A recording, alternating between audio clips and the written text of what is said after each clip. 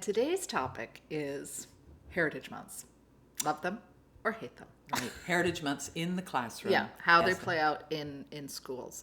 I think before we even dive into this topic, it's not about not having Heritage Months or being against Heritage Months. I mean, Right. we all know why we have them. It's because, certain populations of people were just totally excluded from the curriculum. Right. So it's a way of making sure there's visibility Yes. in the curriculum.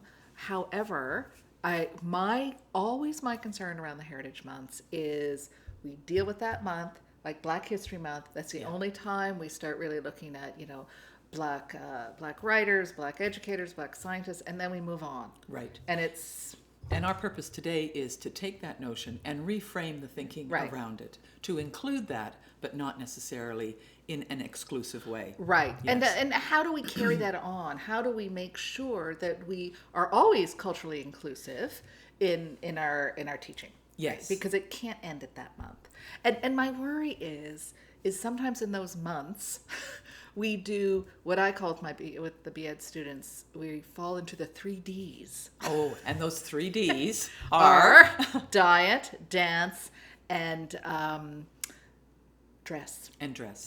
And it's the whole Why notion. was I forgetting them? That's right. The cultural fair that Yeah. happens at the end of a month, It's where all- the children in the community. Bring food. And again, food is important to many cultures. Again, it's Yes. not saying this isn't important, but if that's all you talk about Yes. about a country, then that's all the students come away with is, what you eat there and how people dress, which a lot of times people even call, the costumes of that country. Yes. And I don't know about you. I mean, maybe I look like I'm in a costume, but, it's our clothes. Yes. And we can talk about traditional clothing and all of that. It's just sometimes how it's framed. And then the dance. Yes. Right? Let's Yeah. do. And again, nothing wrong with any of that. But if that is the only representation children see of different cultures and different countries, that's all they walk away with it without understanding the rich cultural history. Yeah, and just to add to that, the whole notion about diet, dress, and dance. Yeah.